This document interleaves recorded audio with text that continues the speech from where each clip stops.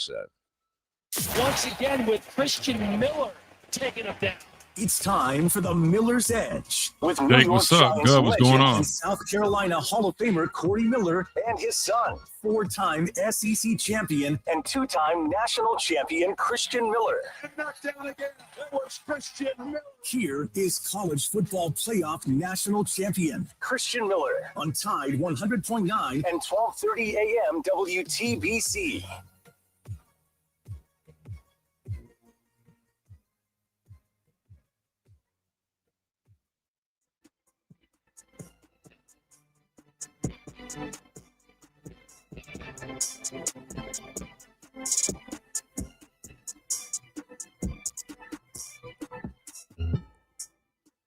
And welcome into this Talking Tuesday edition of the Miller's Edge, Tide 100.9, 1230 WTBC, presented by the Good Feet Store, America's arch support experts. Hope everybody is doing well. Hope you guys are ready to talk a whole bunch because we got plenty of time to do it.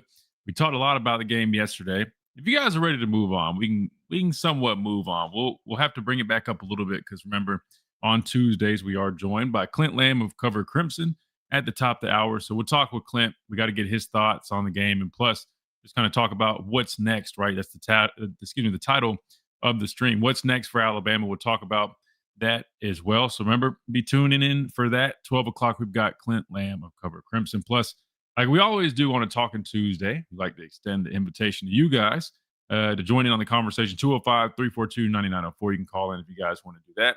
Or you can always drop an app message. Don't forget about that. Download that Tidal 100.9 app. That's where you leave those app messages. We'll make sure we get back on those, reading those.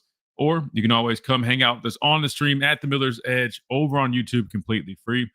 Just like, subscribe, and all that good stuff. And you can hang out with us, watch me do the show, hang out in the chat. We've always got plenty of people interacting there, talking, dropping questions, and you can drop your questions and we'll discuss it here on this Talking Tuesday as well. Per usual, I want to remind you about our friends over at the Good Feet Store, America's arch support experts, because they are responsible for those premium arch supports designed to eliminate and alleviate all types of pain, whether it's foot pain, knee pain, back pain, you name it. And if you're like me, you're on your feet all the time, always walking around, working out, doing something, right? You really can benefit from these, or just in general, right? If you're just dealing with aches, pains, lower back pain, hip pain, you name it, these things will be game changers for you. Try them out right now. It's try before you buy. Nothing to lose. Go and find them in Midtown Village here in Tuscaloosa. Or if you're somewhere else, don't worry about it. Go to goodfeet.com. You can schedule an appointment or find the nearest location to you right there on their website and get more information with the Good Feet Store. Plus, they're responsible for the Good Feet Kick for Cash Challenge. Good luck if you do get selected, but how do you get involved or how do you get entered? Go to goodfeetkickforcash.com, sign up, name, email, very simple process. And you'll be in the, the loop, right, to see if you get selected. If you do get selected, you got to kick some field goals. If you make them, you win some cash. I was going to make a joke, Chase, but I don't think I'm not going to do that. I was going to mess around, but I'm not going to do that. But if you guys can make kicks, so we struggle, other people struggle at times, but it's just a joke. I promise it's a joke. I'm not messing with it. I know it's not funny, those guys. I know they're working their asses off. I'm not trying to make fun of you. I'm just being funny. But seriously, Good Feet Kick for Cash. If any of you guys out there think you can make some kicks, man, you can win some free cash. And I don't know, maybe if you're good enough, man, you might get a scout. If you got some eligibility left, they might see you doing the Good Feet Kick for Cash challenge. They might throw on some pads at halftime and let you stand on the sideline the rest of the I'm done. All right, I'm done. It's a joke. It's a joke. It's a joke. Anyway, goodfeetkickforcash.com is where you do that. I mean, it's a Talking Tuesday, Chase. We're just fooling around anyway. You said it earlier when we were chatting before we got on here, man. Great weather. I've been sticking with my routine and walking my dog like every morning, man. And it's nice having this weather. But like you said, there probably will be a cold front coming. So I need to start getting my winter clothes ready. I was thinking about that the other day. I'm like, man, I don't even know. I haven't touched like my jackets or anything. I probably need to go knock the dust off of them because we hadn't really had to use them. But probably will be that time soon. You know what else is almost close? It's almost close to Thanksgiving, Chase. I don't want to jump the gun, but like Thanksgiving is one of those times of the year. I love Thanksgiving because there's two things about Thanksgiving that I always think of. Think of clearly the food. We all think about that. And also Black Friday shopping. Now, if you guys have picked up anything about me, man, I'm very frugal, but I do like a good bargain. Who doesn't want a good bargain? So I don't know if you guys have been on the lookout, but I'm always scouting, trying to see if there's any good deals that I might be on the lookout for. I hadn't really seen anything just yet that I'm targeting, but I will say this though. I don't know if you guys still do it. I did give up like the actual Black Friday shopping. Things started getting a little too chaotic, man. Like people fighting over TVs and stuff, and I don't have the time or capacity to be dealing with that nonsense. I do my Black Friday shopping online, and sometimes I might go out a little late just to see if there's any leftover deals hanging around. But Chase, did you ever get into that, man? Because I know for me growing up, like that was one of the things it was like a tradition. We would always celebrate Thanksgiving, but I remember cutting out, like this was back when people actually paid attention to like the advertising they got in the mail, man. We used to cut out and clip the coupons for like the deals we were going to aim for and all that stuff like the night before, then go out there and try to get it. I was always trying to get video games. I was a kid. Did you ever get into any of that? Like actually going out there and Black Friday shopping like that or no? You know what's crazy? I was actually invited when I was little to go with some of my friends, and I had no idea what it was, what was the the meaning behind it. Yeah, Why are people living in their tents, PJs on, like got it to. just staying up till the crack of dawn just to get into a store? But then I got the gist of it, and then I became a part of it with my family, and it's a cool tradition. I might do it. Excuse me. I might do it this year just for the heck of it. I don't really need anything, but I just love seeing people just like frantic trying to get into Best Buy or trying to get Oh into like man. Ulta, trying to get the latest deal. And it's like, Yeah. yeah, but it's an American phenomenon that just keeps on giving. I'll say that.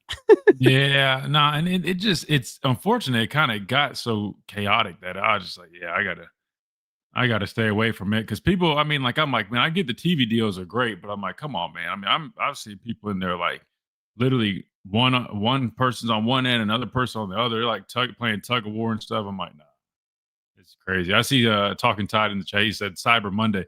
That's a good one too. You can get a bunch of deals on there. Anyway, I don't know. That just was on my mind because we were talking about the weather changing and all that stuff, man. It's almost that time. But hopefully you guys got some good Thanksgiving plans and you're able to go spend time with family and do all that fun stuff. But we'll get to that when we get there. Right now, we're going to be where our feet are. We're going to talk about some football today. Tuesday also means that you got the rankings coming out. Those will be out tonight. We'll see where Alabama lands after falling to Oklahoma 23-21. We do know where Alabama's ranked right now in like the AP, and that is actually number 10.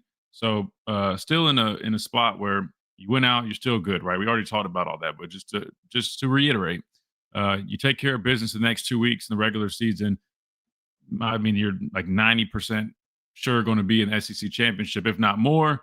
And we all know that means you're going to be in the playoffs too. So everything's still in front of us. But just curious how the committee sees Alabama. Because personally, I think the biggest thing that I had an issue with the AP chase was the fact that Notre Dame was ahead of us.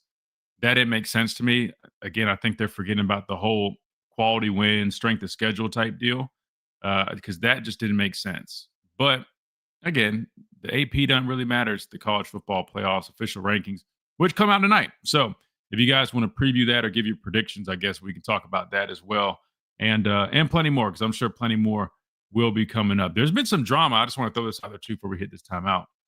There's been some drama, Chase, not in Tuscaloosa, luckily, but over in Oxford, right? Lane Kiffin over there doing a great job. They're crushing it right now. Top 10 team, have playoff hopes and looking to try to make a run. But they're battling against some distractions right now, man. Allegedly, I don't know the validity of these reports or whatever the case may be, but there's like some plane or was supposed to be planes picking up Lane's family, giving them a tour of Baton Rouge. So it seems like there's definitely some proof we're now seeing of interest from his end in that LSU job, which I think everybody assumed that. But when you talk about going and taking visits and tours, man, I mean, that's very telling. And we're talking about they're still in the middle of the regular season. I'm just going to be honest with you. We can talk about this a little bit too.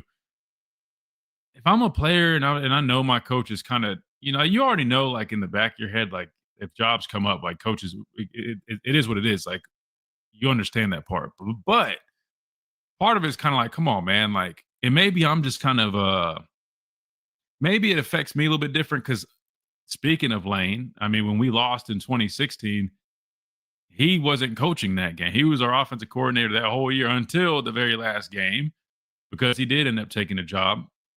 What was it? What school did he go to? Small Florida school. I'm drawing a blank. Anyway, he took that job. Was it Liberty? No, that was Hugh Freeze, but why am I drawing a blank, man? Anyway, the chat wound up correcting us. Kiffin took the job, and Sarkisian, who literally was with us as an analyst, and I don't even think so. I think Sarkisian just got there. If my memory serves me correctly, I'm pretty sure Sarkisian, he wasn't with us even the whole year. He had got there. FIU, thank you. It was FIU or Florida Atlantic, FAU. Yeah, it was FAU. I'm sorry. Yeah, no, you're good. I was off too. I couldn't even think of it. And Sarkisian took over, which was really weird to us. But I got to tip my hat to him. He did a damn good job for being, I don't know, an analyst for like a month, and then offensive coordinator in the national championship game. I mean, before Bo Scarborough, right? Let me not mess his name up. I don't want to be like other people. I know his name. I respect his name. Bo Scarborough. Before he broke his leg, everything was pretty solid. And to be fair, defense, we gave up that touchdown at the end. So, Sark did what he's supposed to. But anyway, what I'm getting at is that would kind of bother me as a player if I'm sitting here like, man, we're locked in. All we talk about all off season, spring, training camp, winning championships, doing this. And it's like, come on, bro. Like, we ain't even finished the regular season and you're kind of flirting with other jobs right now. Like, I don't know, man. I don't know. I understand coaches, they do what's best for them. And I understand they put themselves in opportunities. The players play a big role in that too. But I'm just like, out of respect, like, come on, man. Like, I don't know. But I do know, you got to probably work on a timetable with those big jobs too. I mean, they want answers. They want to find who they're going to hire, and they don't want to be waiting in limbo either. Because look at Virginia Tech. They already made the move and hired James Franklin. So, good coaches aren't going to be sitting around on the shelf for a while. So I understand both sides, but I don't know. I feel bad for those players at Ole Miss because they're doing some really good stuff. They got a chance to make a run, but right now, they're dealing with some distractions out of their control, but it's part of it. We can talk a little bit about that as well. We already got Ricky on the phone lines. We'll hear what Ricky's got to say. Ricky's been tripping on Twitter lately, man. So I need to hear from my guy, Ricky, man. I need to hear what Ricky's got on his plate, and we'll do that when we come back. Plus more right here on the Miller's Edge, Talking Tuesday edition, Tide 100.9, 1230. WTBC, presented by the Good Feet Store, America's arch support experts. Be right back.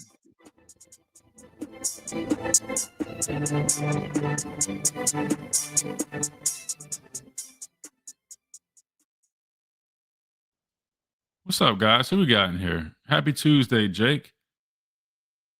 I hate that it's doing the usernames because I forget. I know Gov is I don't want to butcher it.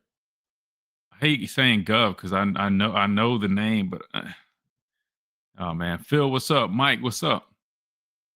Talking Tide, what's going on, man? Ricky's in here. Everything's still in front of Bama. Yeah, we'll see what Ricky's got to say, man. We'll see if Ricky's come to his senses, man. I think Ricky was out in LA doing some. I don't know what Ricky's been doing out in LA, man. He's been on Twitter talking crazy. Dwight, what's up? Superfly, what's going on?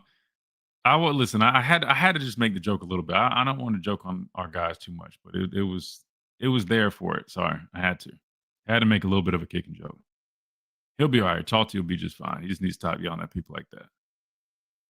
Bama girl, let's see what's going on. I played soccer in college and still got a few years of eligibility left. Hey, I'm pretty sure they posted something about a winter tryout for like walk-ons, man. Now I played soccer growing up too. Kicking a soccer ball and football is a little bit different, but I'm sure you get the groove of it, man. Shoot, maybe you need to go do a tryout. I'm sure you'd have to be enrolled. So, if you're up for enrolling in some classes, man, go try out, bro. Black Friday shopping happens all week. Yeah, they've changed it now. Probably to combat all that wild behavior. But you're right, they have kind of stretched it out. I think they still do some of those like doorbusters though. Smitty, what's up? Monday Night Raw was a great show last night. It was very nostalgic. Chase is a big wrestling fan too. I'm sure he got to watch it. If not, Chase, you got to go back and at least watch the highlights. Dolph Ziggler came back, but it's cool. Like bring Dolph Ziggler back. Bring I'm calling him Matt Cardona. That's what he's going by now. But what was his old name? Zack Ryder. But then you have him like job out. Like it's just kind of like it's cool for the the entrance and the nostalgia. Then it's like, all right, yep. Then they'll be right back to Indies and TNA. But having Roman and Brock face off at the end was dope. Maxine Dupree got the Intercontinental Championship, switched it up from Becky, which means I think she definitely was very deserving. She seems like she's getting better and better. I thought it was overall pretty good. I thought it was pretty solid. I know some people are complaining about the 6-man tag match with John Cena, but to me, I was like, it was nostalgic, man. You had Sheamus, John, and Rey Mysterio in Judgment Day, and I thought it like that sequence towards the end was pretty solid. I thought it was dope, man. Those midnight releases at GameStop were legit. Yeah, man. GameStop doesn't do the good deals anymore. Like I feel like their deals are like very stingy nowadays. Launch of new video games before downloading. Oh yeah, trust me. They still do that sometimes with certain things. Hell, I went and waited for a Nintendo Switch 2 not long ago. Miami should be ahead of Notre Dame because of the head-to-head. Fair. I'm thinking number 9 in the CFP pool. That's kind of where I was thinking. AP pool is hot garbage. I'm with you, Superfly. I wouldn't be shocked if we're around 9. Apparently, Lane's wife went to Gainesville last week and was at LSU yesterday living around the city. I'm not trying to be funny. Is he still married? It's none of my business. I'm just curious. I'm not sure. He's going to wait to the deadline of the Egg Bowl. Put out that he's staying put. That'll get the team hype. Yeah, do y'all think he stays put? Maybe we do need to talk about that. Y'all are wild. Yeah, I hadn't got Call of Duty or Black Ops 7 yet. On Tide 100.9. I might get it though, just for the hell of it. I've been playing Battlefield.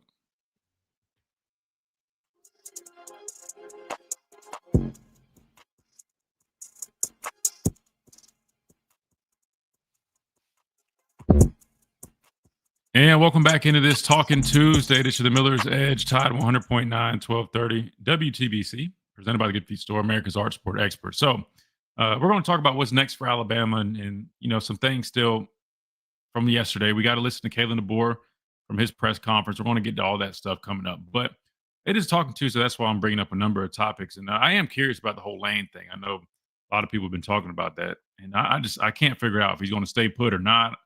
I know he's probably entertaining the ideas, but I don't know, man. I know we talked about this briefly, but in my opinion, what he's built up at Ole Miss, having to go and restart. I understand the whole idea about LSU and tradition, history, and that stuff. People say, "Oh, well, you can recruit a little bit better there." I'm sure you probably can a little bit, but look what he's already done at Ole Miss. And I would argue nowadays, man, while recruiting is a big deal and it's important, if you have a good balance of strong recruiting and transfer portal, which they do, I don't know, man. I don't know.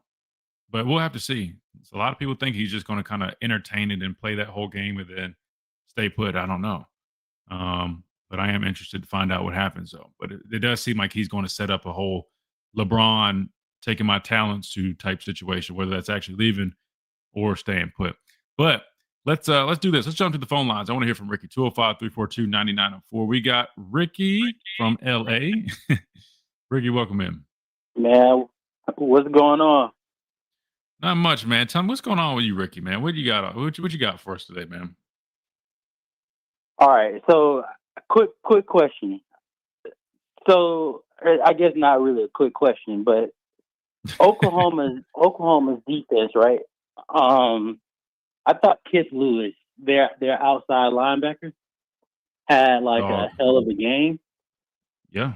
And I know you admire a really good defense. I just want to know what you thought about Kip Lewis, OU's outside linebacker. I think he stepped in for an injured player, but I thought they were flying around. I was honestly super impressed. And I guess my second question would be with Ryan Grubb. It's I thought Josh Cuevas had the high hand, and clearly OU was just we're not giving up any explosive plays. So they had a lot of our guys covered crazy. So Is there a reason you think that like Ryan Grubb just didn't like feed our tight ends more like throughout the game? Well, I mean, he did. I mean, Cuevas had a lot of targets. I mean, Cuevas had a great game. I think it just kind of, simmered down towards the end of the game. Cuevas was our leading receiver in terms of yards. I'm not sure about receptions, but I know he did have 6 receptions. If I had to guess before I get the stat pulled up, that he was our leading receiver in terms of receptions as well. No, actually, Jimmy Bernard had 7, but he was our second with 6, but did have the most yards at 80. So we definitely target our tight end, and I mean, we were hitting them, on whether it's quick stick routes. I mean, delayed screens. I mean, they implement tight ends in a number of different ways, and I thought that was the right idea. Look, if you go back and look how Oklahoma was playing it, they were almost kind of giving up the shorter intermediate routes, right? Because I think they were more concerned about taking away those deeper shots. And I know people are like, well, why would they do that? Ties have been very accurate deep. I'm not necessarily saying like those go balls, those deep shots like that. I'm saying even like when Ty's able to attack the middle of the field, like those deep ends or those digs, you know what I'm saying? Those to me, I thought Oklahoma was trying to pay a little more attention to that, and they were willing to give up those short intermediate routes, then break on the football, which they did a pretty good job at. Now, obviously, sometimes it did lead to big plays where you saw Cuevas break a tackle, right, and then he's going for more. But some of those other times where you saw them, we try to dump it to the flat, quick out, and then they have somebody break on the football immediately. That was, to me, that seemed like their strategy going in this game in terms of what they're trying to do on the back end from that philosophy. But in terms of just how they played, I'll echo what you said, man. I mean, watching their defense play, I mean, they play very aggressive. They're very, instrumental in what they do. They definitely take on his persona. I mean, without a doubt. But I appreciate good defense, and I thought they did that. Now I know everybody's going to sit there and try to hit me with Bama was moving the ball. Bama had 400 yards. We did have 400 yards, and we did have times where we did move the ball. But if you really look at it, I mean, I can tell you where about 100 and some of those passing yards came from. You had about 30 or something yards with that the stumble Ruski, right? So you basically hit them with like some deception and the guy just didn't see Cuevas. You had the underneath delayed screen to Cuevas that he scored on. That was another 30-something yard gain. And he had another what seemed like another 30 or so yard game where he broke that tackle. They brought a blitz, 38 missed the tackle, and he broke up field.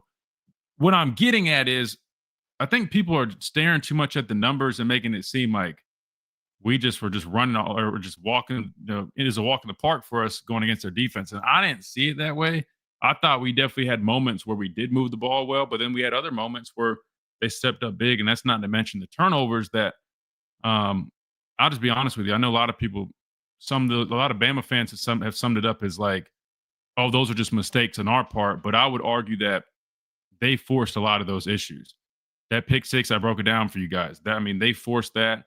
The strip sack, again, I broke that down. Good coverage on the back end. Dude had a great cross chop on Michael Carroll. He came up with the big play there. Those blitzes that they operate so well. That's what stands out to me, just how when they do blitz and they run a lot of simulated pressures, I mean, whether it's third down or first down, they don't care. They get the looks that they want. They pop guys out, and they're basically able to generate pressure while not bringing as many guys as they're kind of trying to deceive you to think they're bringing. And then they drop those guys out, and they do a really good job covering on the back end while getting the protection looks and things that they want up front that give them success when they do bring heat. So, I mean, I was impressed with what they did. Do I think they're invincible? No. Do I think our offense still should have had success, when it was all said and done? Yeah, I do. So I see both sides of it. So I want to make sure that's clear. I don't want people to think I'm just glazing their defense and making it seem like we never stood a chance. I never said that. I'm just saying they play really good defense. They play really hard defense. And I just think it falls in the middle, right? Like I know a lot of Bama fans make it seem like all of it was like, self-inflicted, which a lot of it was, but a lot of it too was what they were doing. So I'm just falling in the middle where I thought they did a lot of good things that helped force some of the errors that we made. And we also played a bad game. Well, I don't really necessarily believe in the idea of like we beat ourselves. Like I thought we talked about this kind of like last year before we went to Norman about like how good Brent Venables was. I think I think you played against him, right? Like when he was a coordinator. Man, I go way back. He recruited me out of high school, bro. I've known Brent Venables since I was like 16 years old, man. Like, you know what I mean? Like, I'm Right. very familiar with him and his defense. He recruited me to play. Clemson was my first offer, matter of fact. So, and yes, I played I against mean, him like, in college, bro. Like, he's a great defensive mind. And if you watch how those guys play, they play with that intensity that he carries, right? I mean, like, they play fast, they play physical, and they're good defense, man. And that was without their top edge rusher too, man. I think I mean, like, he came into like the game, just I think he knew what he wanted to do, and I think he was like okay with like, hey, get us a couple of field goals. I know like our defense gonna step up. Like I think he came in with a game plan. I don't really, I know like I think there's every game where players are just like, there's a couple of like plays we wish we had back. Right. But I thought like OU came in like playing lights out, like they were like attacking the ball everywhere. Like, and I think they even Yeah. forced. I think I don't think they did. They actually Talking about did. that fumble they They forced forced on the Daniel Hill, but the dude, for whatever reason, yeah, it just fall on the and we ball. got the recovery. Yeah. Yeah, like I mean, Yeah. like they were after it, so I didn't think like I was watching the game and then I watched it again. I'm like, man, this wasn't like our offense just didn't play our best. Like I thought we actually offensively played pretty solid against like a defense of this caliber, which Yeah. I thought going into the game would be the best defense we faced all year. Yeah. No, I agree. No, I and just that's thought OU played lights out. yeah, and Defensively, of course, like offensively, it was kind of whatever. 100%. No, and I agree. No, and that's what I've been saying too, is that like it's a little bit of both. Like we definitely beat ourselves in some areas, right? There's a number of things that we didn't do well. But if you really go back and watch the tape, I agree with what you're saying. Like some of it really just is just you sum it up to they just played good defense. So like again, the pick six. I'm not going to re-break that down. You guys already know that, but like they forced that. That wasn't Ty just he threw a bad pass. They forced that from the front end of it where they lined up and got the protection that they wanted to the back end with the safety disguising and then going and bracketing one and just basically just being in that like that was forced. Like I mentioned, the strip sack, right? I mean, they're showing 6 on the line of scrimmage. 2 guys pop out as whole rat players playing underneath. The guys playing deep do a good job on those switch releases that we did. They were playing over the top. Those are long developing routes, nowhere to go with the football. Yes, one could argue that Ty held it too long, but the defensive end did a great job, beating Michael Carroll, and he was there in 3 seconds, right? And then came up with that turnover. So like that to me is force. That sack that Ty took late, Daniel Hill, got beat by that corner. I mean, I guess that one's kind of tough. I mean, yes, you can say they definitely did that because their guy beat our guy, but you also could say Daniel Hill gave that up. That was a poor pass pro. So I mean, and then even just a number of things, and I believe this too, because I know how it is. Like even with us, sometimes when you play against certain teams or types of teams, you understand that you're going to give up certain things. And that's what I've been trying to explain too. And again, I know I'm sure some of our Bama fans are going to be hearing me talk about Oklahoma's defense. They're going to get upset, and that's fine. They can get upset at me. I'm breaking down football. That's all I care about. But I know how it was for us. There was times where we knew we were going to give up yards. Like our coaches knew, like, for example, when we played Clemson, we're playing Deshaun Watson. Like, yes, we're going in that game and we want to sit there and be as perfect as we can and get pass rush and limit. But we know at the end of the day, bro, they're going to put up yards on us. They're a good passing team. I think Oklahoma knew that as well. That's why when people kept telling me, like, well, look at Tennessee, look at Ole Miss and whatnot. And I'm like, with us, like they know that too. They know Ty Simpson's one of the best. That's why they know they have to pressure him and make him uncomfortable, show him different looks, and try to force him off his game. But they knew they were going to give up some.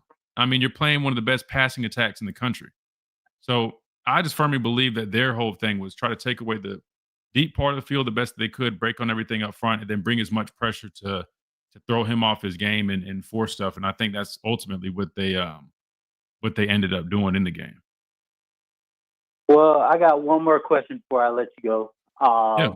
Josh Pate said something like pretty like interesting that I didn't like kind of think of before. Like how you bounce back from like a loss.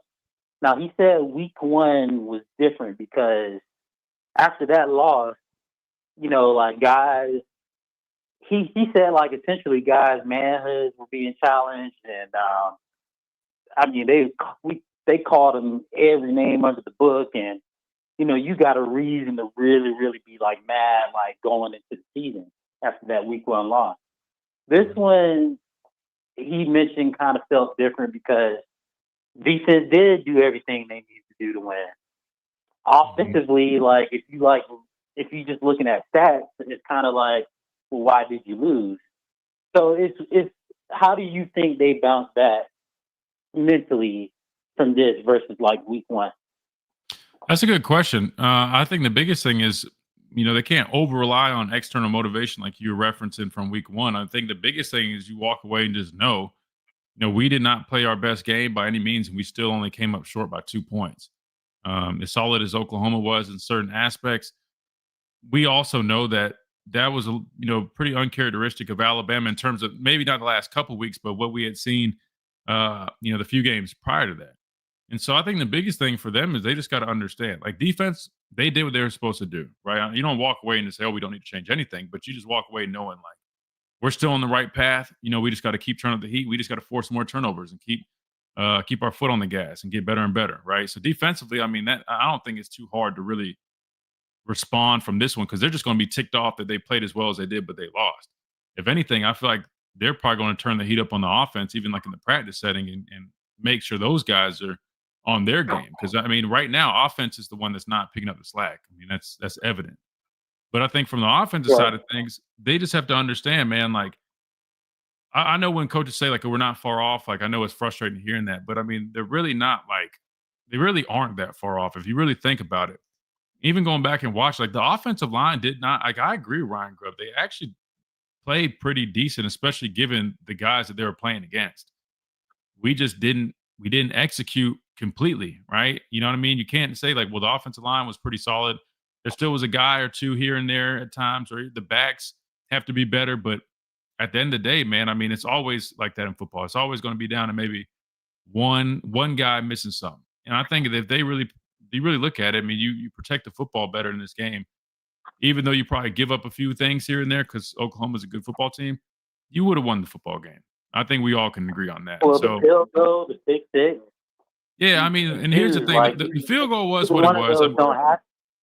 Yeah, I mean, maybe, but the field goal was what it was. I think the bigger issue to me was the turnovers, and then towards the end of the game. I mean, when you got 7 minutes, and all you need is a score. I mean, any score really. I mean, I just feel like that philosophy there, and I thought, like he said, I mean, they're trying to score, but we can't take that negative play really set us back. When you end up in what was it like 2nd and 20 something or 3rd and 20 something, whatever it was. I mean, that's a bad spot to be in. And then when the time's just, ticking away, you're in a tough spot. But I get it. In their minds, like we always end up scoring points. I mean, that's not really an issue for them. But I don't know. To me, the issues remain the same for our offense. I see people talking about it. Slow second halves, right? Trouble in the second half. That's a problem. We can't be so one-dimensional. That's why we've been talking about that. I know people keep saying, "Oh, it's not the running game. There was the turnovers," but you have to remember, a lot of stuff can lead up to other things, like being one-dimensional contributes to more turnovers. Yeah, I mean, that's my thing. I'm like, it might not have a service level. You might say, "Oh, well, the running game wasn't that big of a issue," but being one-dimensional is an issue. And if people don't respect your running game and they're dialing up all different things for your passing game, you're going to struggle, and it's going to lead to more turnovers. But I think they just got to put a couple little pieces together, and I think they'll be okay. I mean, we can't forget, like, Ty just a couple weeks ago was playing like the best quarterback in the country. You got one of the best receiver rooms in the country. Offensive line is actually playing better. They're getting there. They're making progress. Now we need our backs to also just do their part in the running game. And I think and protect the football. If you do those things, I mean, you're right back where you need to be personally. So they're not far off. They just got to figure something out and quick. Hey man, well, I would have called sooner. I just been doing pickups on a movie, and I just been out of it. So No, you're good, bro. I'll try Do what to you do. I try to stay up to date a little bit more. Absolutely, man. Ricky, we appreciate you as always, bro. Appreciate you guys. Yes, sir. We'll see you. Good deal. All right, we're going to take a timeout when we come back. We got Smitty on the phone lines. And remember, at the top of the hour, we got Clint Lamb of Cover Crimson. We'll talk some more about Alabama football when we come back. If there's a quick timeout, you listen to the Miller's Edge, Tide 100.9, 1230, WTBC.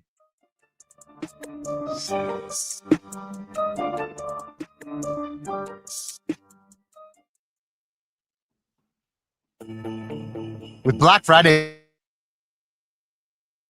So funny. Far off shouldn't be if they commit to the run. Well, Chris, I mean, they commit to the run. It's not that they're not trying to run the football. They're just not executing. And that's why I said they don't score in the second half. They're far off.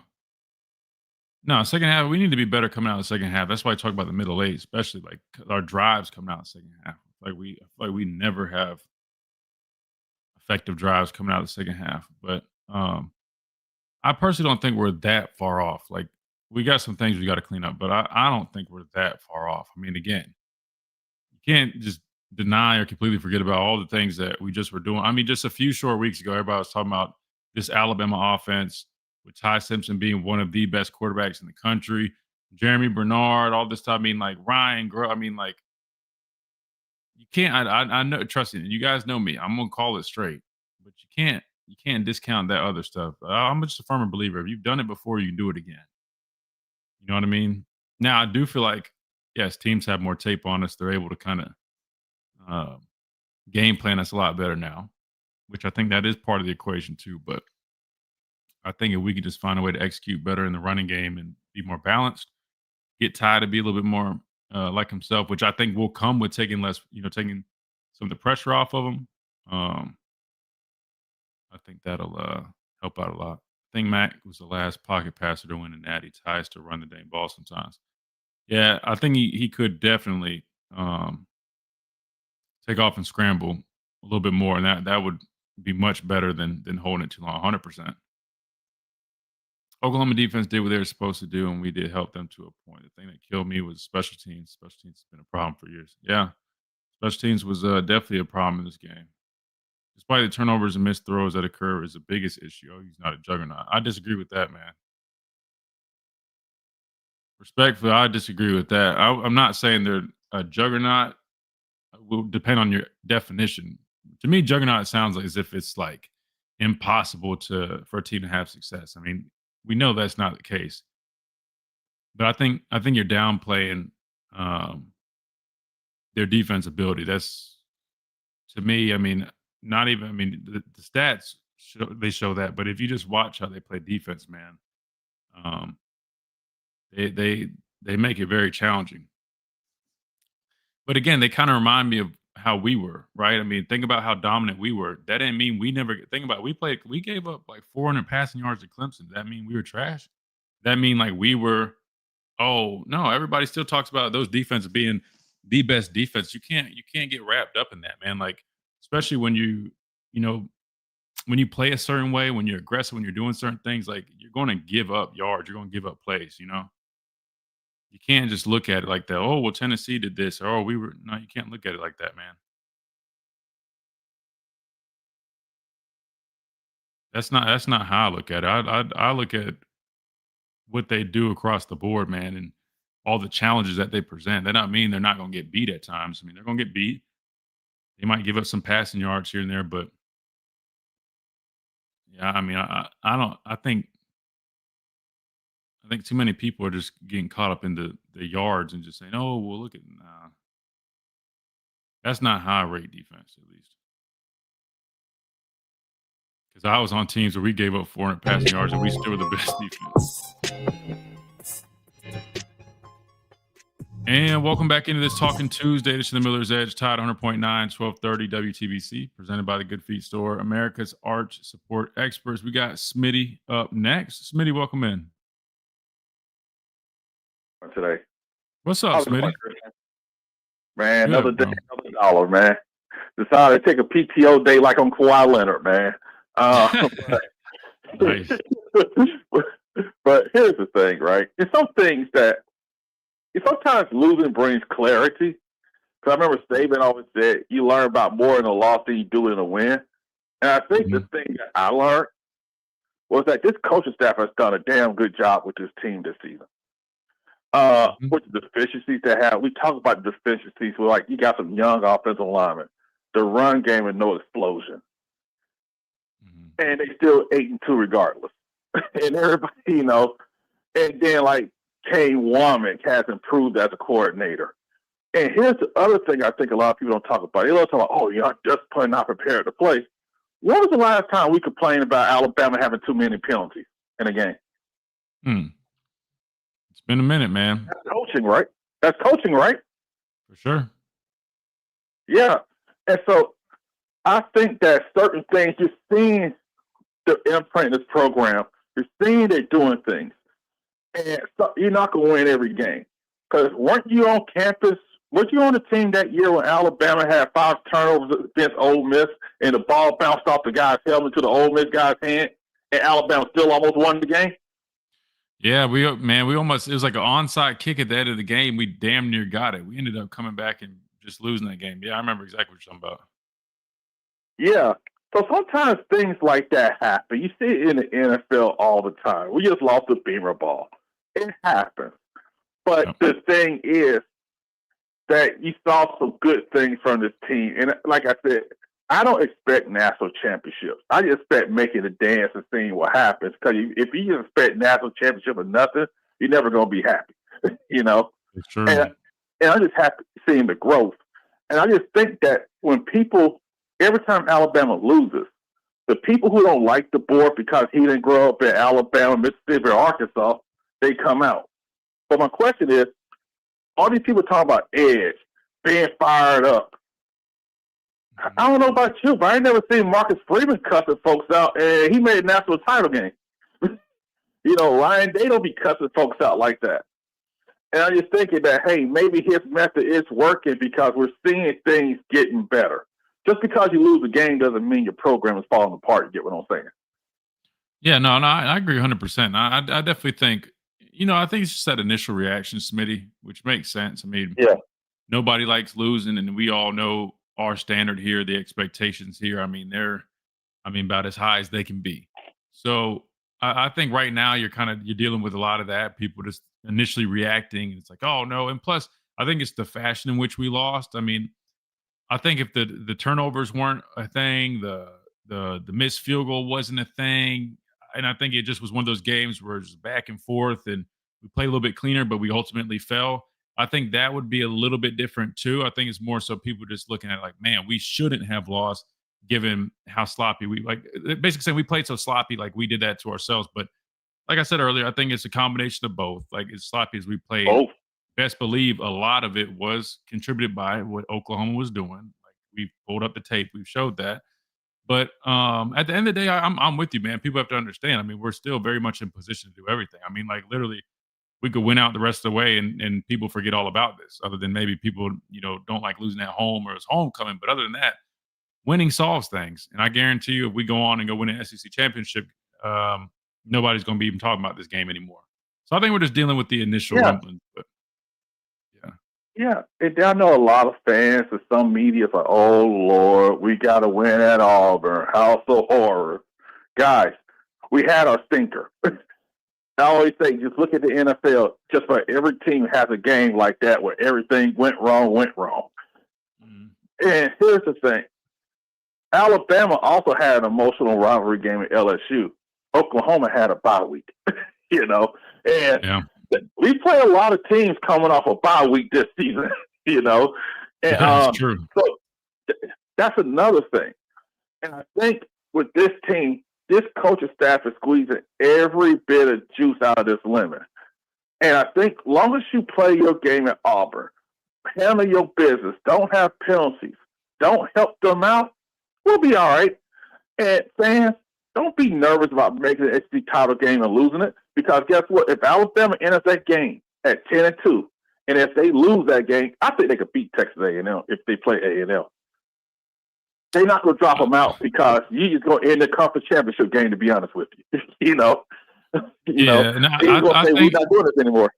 Yeah, well, I think if you regardless if you win or lose it, I think Alabama still would find themselves in the playoffs. Yep. I mean, is there a potential, a small potential that you don't? Maybe, but I think more than likely still would be. I'm not gonna lie to you. I do think that Texas A&M matchup would. I'm not gonna lie. That would definitely be one heck of a matchup. Be fun. Talk about another good defense. A lot of pass rush. I mean, they get after it defensively, but then on the offense side of the football, man, they're very productive, and they got a quarterback that has that dual threat ability, and not like Mateer, but an actual dual threat. So I'm not gonna lie, that matchup would kind of concern me a little bit. Just being honest with you, but you're right. It'd be a good one, and I'd definitely be glued to the TV. But all in all, I think you're right in terms of we just got to just play our game, do what we do, and get back on schedule, and we should be good to go. But look, and to your original point, real quick, you're right. Sometimes it does take an actual loss to really kind of turn that light bulb on. I mean, I think a lot of people, especially in the media, have been talking about Alabama needs to fix these things. If not, it's going to end up coming back to bite them. That ended up happening. But sometimes as players, man, like you're so focused on, oh, we won, whereas you don't really think some of those things are as important as they really are. Hopefully this loss was that wake-up call, the second wake-up call that they might have needed to say, all right, like we knew we needed to clean this stuff up, but now we really understand why we need to get it cleaned up. Yeah. Because that's what, like, again, moving forward, and anytime you play another balanced team like this, you're going to be in a tough situation until you become more balanced yourself. I believe that for a fact. Until Alabama also becomes more balanced offensively, anytime you play a team that has really good defense and can put points on the board, you're going to find yourselves in really tough situations. And hopefully the ball continues to fall our way. But I'm not going to lie. That's why I said a few weeks ago, like, as happy as I was with the, where we were at, I just kept saying it felt like we kept finding ourselves in situations and we were very fortunate the ball fell our way, whether it was South Carolina, Missouri. So I think people forget, that Missouri game, if that quarterback was even a little bit more accurate and was able to hit guys, they were marching down the field about to potentially win that game.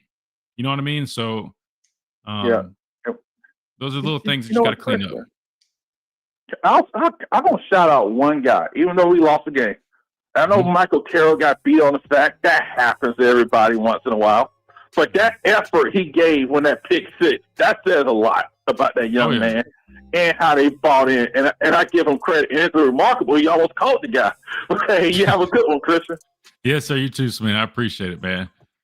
No, that's true. Yeah, shout out to Michael Carroll with that effort, man. We can work with that, man. And to be fair, did he get beat some of that game? Yeah, sure. You expect that, he's a young guy, but look, I'm all for just letting him grow and give Wilkenformy some credit too. He actually played a solid game. I think he, according to like the numbers, like the grades, I think he actually was like the highest graded lineman. So I want to give him his props because he was at guard, right? And that's not his natural position. I think he works there, but he's not full time there. So maybe that's what they need to stick with. Wilken at guard, Carroll at tackle, and just let them grow right there, right? Stop the moving around. Just keep it like that. Keep it simple. Let them finally get some chemistry. We got to hit a timeout. When we come back, we'll be joined by Clint Lamb on the phone lines of Cover Crimson. You're listening to the Miller's Edge, Tide 100.9, 1230, WTBC.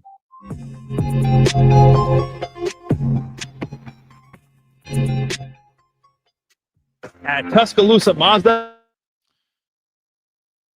Not gonna lie, Texas not beating A&M. I don't see them beating Texas A&M, but we'll see, man. You never know, man. South Carolina really came out swinging, but to be fair, A&M probably played their worst half of football ever against South Carolina. Bama Glazer 15. That's funny.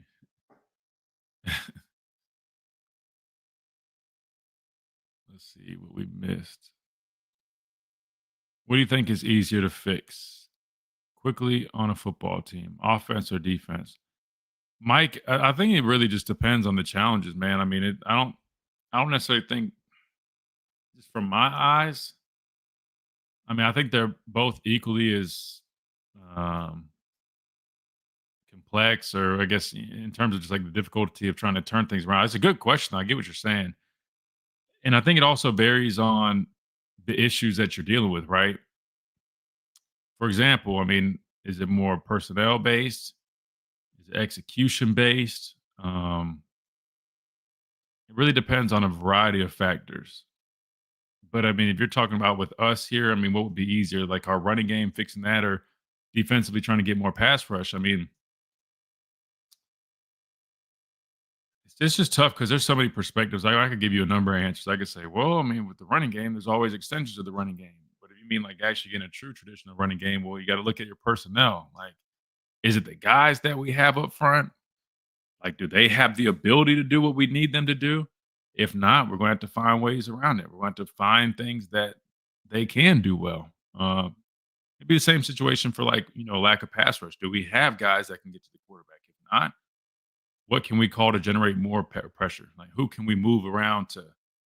Like, for example, when we saw guys like Deontay Lawson coming down and playing like that, what I call the buck position. Chase, do you have Clint's contact to get him loaded up, or do I need to send it to you? Texas has the defense to slow down the A&M offense. I don't know if they have the offense to score. Yeah, I agree with that. Texas A&M, man, they got that edge dude. He's a really good player too. Do you think AK gets some carries against Eastern Illinois? Shoot, I'd hope so. I hope we blow these guys out where the whole damn roster gets carries.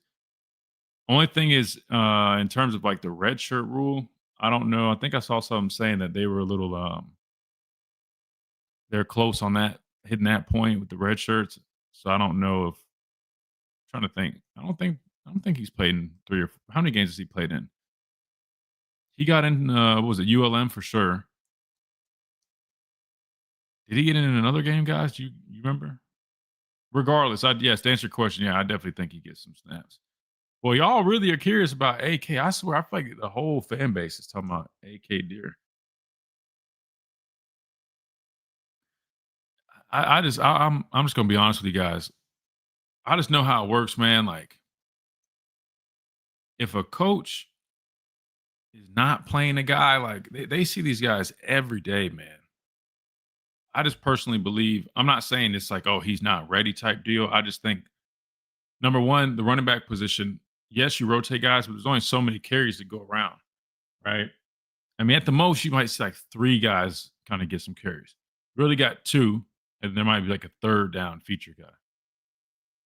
Maybe he becomes that third guy you kind of get in every now and then. I mean, who knows? Like, could be like Derrick Henry his freshman year. Derrick hardly played his freshman year, if I'm remembering that right. Then he ends up getting in against Oklahoma in the Sugar Bowl and balls out.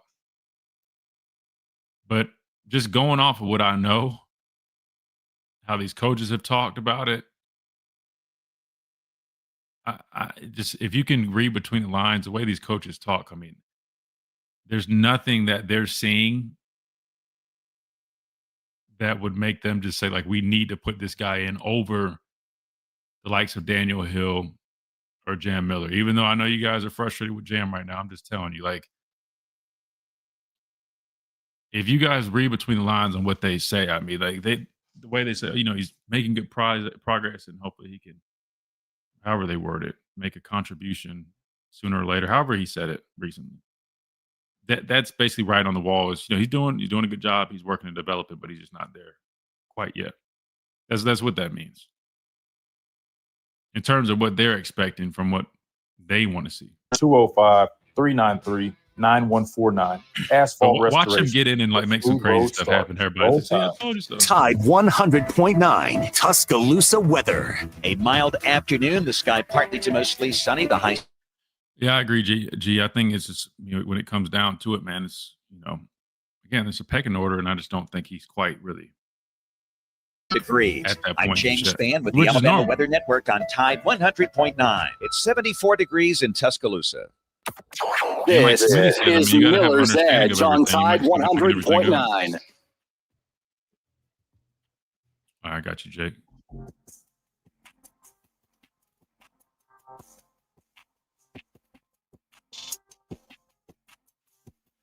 And welcome back into this Talking Tuesday edition of the Miller's Edge, Tide 100.9, 1230 WTBC, presented by the Good Feet Store, America's Arch Support Experts, where we're joined now by Clint Lamb of Cover Crimson, like we always do on Tuesdays here on the show. Clint, welcome in, man. How you doing today, Christian? Oh, man. Can't complain, man. Another day, another dollar talking football, man. So everything's good over here, man. Looking forward to talking with you. I know since last time we talked, obviously a lot has happened. Alabama, unfortunately, drops their second game on the year, 23-21 to a very solid Oklahoma team. Maybe not the most explosive offense out there, but definitely a very sound defense. Might as well just go ahead and get started here, Clint. Just tell me your overall thoughts from this game. I know you've talked plenty about it. You're probably sick of it, but I'm just curious, kind of what did you see transpire in this loss to Oklahoma? Well, I think as many people have pointed out, turnovers and special teams. Those were the two biggest detriments. Obviously, they ran the football a little bit better than I was personally expecting. I wouldn't say they ran it well. I thought the way that Oklahoma, they presented some opportunities to run the football, and you got to give Alabama credit for at least, making those positive gains, kind of taking advantage of some of those opportunities. But at the same time, the lack of explosives, that's really how you get opposing teams or opposing defenses worried about your run game when it's been pretty much non-existent or hasn't really been a threat throughout the entirety of the season. There's been some, good things here and there in certain games, but overall, it just hadn't been a consistent threat. If you could have made Oklahoma pay for some of the things they were doing as far as numbers, with some explosives, you rip off a couple of, 2-3, chunk yardage plays, they probably would have started playing you a little bit differently. Maybe you could have presented some opportunities for Ty Simpson off of play action, create some more spacing in the passing game, do some of those different things. But instead, they were getting, 4 or 5 or 6. You did have the one long, I think it was a 28-yard run from Daniel Hill, but otherwise, it was all, very minimal gains. Now, granted, you got to give them credit because there wasn't really any that went for negative yardage, and that's certainly a positive development, especially against a defense that's really good at creating negative plays. But it wasn't enough offensively based off of what they were doing. The turnovers were critical, and obviously, when you lose that badly on special teams, you're going to lose a football game. So it was just a bad combination of factors, and the fact that Alabama still only lost by 2 points, I think that kind of paints a picture, but it's still a loss. Yeah, no, I agree 100%. I think that's, when you're trying to find a positive perspective, I think that's probably the clear number one. I mean, as sloppy as we played, you only lose by 2 points. So definitely a lot to build off of and a lot of confidence that you should have moving forward. Clint, I want to get your thoughts on a guy who he's been catching a little bit of criticism lately. Now, I know I posted a clip talking about one of the reads. Now, I didn't mean to post that so everybody was jumping on him from the game. I genuinely just finding the clip. But Ty Simpson, we talked about the lack of running game, and here's my take on it. I think he's getting a little bit more criticism than he probably deserves, and here's why I say that. While he did have some misses in this game, we know there's some missed throws here and there. I also understand that's natural. Even the best of the best, Pat Mahomes has misses and throws picks, especially when you're playing against a defense who forces stuff like that by what they're doing. But I cut him some slack because I also understand that when you have a lack of running game and when you don't have as much help around you, just like Jalen Milroe, felt that struggle at times over the last couple of years, it puts a lot of pressure on the quarterback in that position. How would you grade Ty in this past game? Because personally, for me, I didn't think he played that bad. I know he had some misses. I know he had the turnovers. My biggest thing is just, hold on to the football a little bit better and really just not holding on to it too long, because there's a couple of times I felt like he did that. Then the other thing I would say is I think he's got to trust his legs and his athletic ability sometimes and just take off when stuff isn't there if he is trying to just make a play out of something that might not be there. But would you agree with that maybe he's probably getting a little bit too much criticism right now? Yeah, I would definitely agree. I mean, I think we can all admit that he's not playing his best football right now, and he really hasn't been for the last few games. You have to be able to acknowledge that, but you also got to ask yourself, maybe why is that? I think one of the things that kind of plays into it a little bit, and you never know just how much, but you got to think about like Julian Sayin at Ohio State and Fernando Mendoza at Indiana. Those guys are kind of having these ups and downs as far as opponents where they can kind of really build their confidence. You got to think after there was a lot of struggle against Florida State in week 1 from pretty much everybody, but Ty Simpson, kind of in a similar fashion, did some good things, put some stuff on tape that you like, but also struggled in some other areas.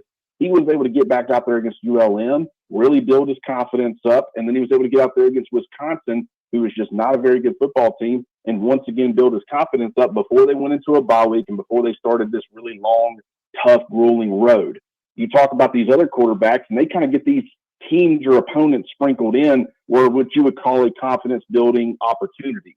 Todd's going to be able to get that this weekend against Eastern Illinois. I understand it's Eastern Illinois, so, we'll have to wait. And, obviously, it would be better probably if you were going against a team that was really struggling as far as pass defense, but also with a, opponent that could at least get you some sort of respect. But this could be an opportunity for Alabama to have a get-right game. And I think for Ty Simpson, that's as important as anybody else.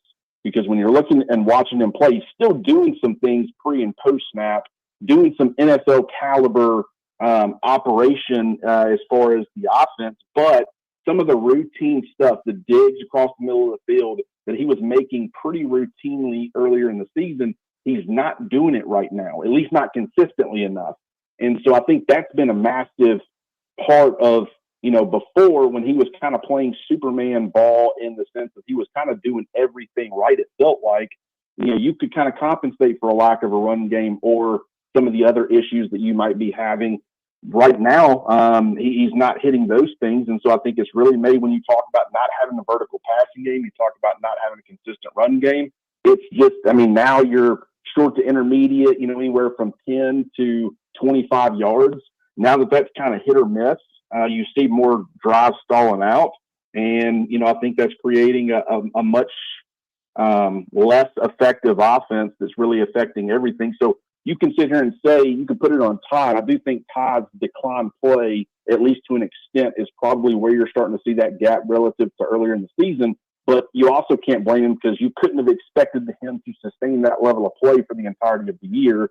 So, I understand putting some of it on his shoulders, but some of the other elements, the defense has certainly done a good job, but some of the other offensive elements are really going to need to step up and provide some complementary pieces on that side of the football. Yeah, I agree 100%. The complementary piece is probably the most important, and that's why I do feel like he's got so much pressure on him because I get it, man. When you're asked to do pretty much everything, it's tough. And then you start feeling, even if it's just kind of like that mental piece, like you have to make these plays. Sometimes you start now you're off a little bit just because of the added pressure of not having that type of complementary football. So I agree 100% with everything you said. We're joined by Clint Lamb of Cover Crimson, covercrimson.com. You can check them out on YouTube, Cover Crimson, and Clint at Clint R. Lamb on X. Clint, talk to me a little bit about the defense, man. This makes like three games in a row now that these guys have kind of, put the team on their backs, and they've been, really solid. Anything that stood out to you from their performance? I know, to me, I think Hill Green, man, you did. You went back and watched the game, but he just was flying around. And to me, that level of physicality and the way he plays downhill right now, I see why he's getting more and more snaps each week. And man, that type of play, I think, is what we've seen more and more out of this defense. And to me, I think the way they're playing right now is exactly the way you need them to play if you do want to have the opportunity to go make a run in the postseason. I 100% agree with you. Yeah, I think you nailed it. Really, 3 points is all Oklahoma from a driving the length of the field. And I say the length of the field, I don't even know if you could really call it that because it was a field goal, and I want to say they only had to go 40-something yards. But 3 points is really the only way that Oklahoma got traditional points. You got a pick six on defense, whether it be on special teams or your defense, they were positioning your offense, especially with that field goal kicker where you're getting turnovers, you're in plus territory.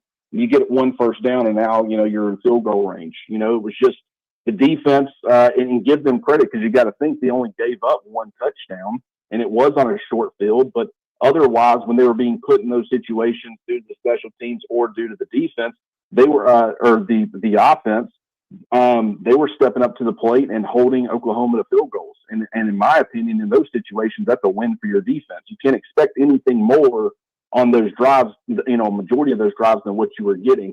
Oklahoma and what they were doing, especially in some of those third down situations, getting the football out of Mateer's hands very quickly. I think they understood that Alabama's pass rush is becoming a bigger problem as they get some solutions figured out. And so, with their offensive line kind of being up and down, a true freshman left tackle, I think they had a couple of freshmen starting on their offensive line. They were trying to protect Mateer a little bit and getting the football out of his hand. That kind of limited the pass rushing opportunities, the true pass rushing opportunities for the defense. But I think overall, they did a really good job at all three levels. You talk about Nikhai Hill-Green and the performance that he had. I mean, I think right now, I think all three linebackers are playing well overall. I think probably your most consistent guy is Nikhai Hill-Green. I just think now that he's gotten comfortable in this system, now that he's gotten comfortable playing in the SEC, he's making more plays in space. He's still that physical, thumper type of linebacker that you've always seen from him. And so he's just providing a lot for the defense right now. And, if you'd have told me, you got to think about it. Mateer threw for 138 yards, no touchdowns, averaged, well under 10 yards per attempt. You look at the run game, Xavier Robinson, only 3.4 yards per carry.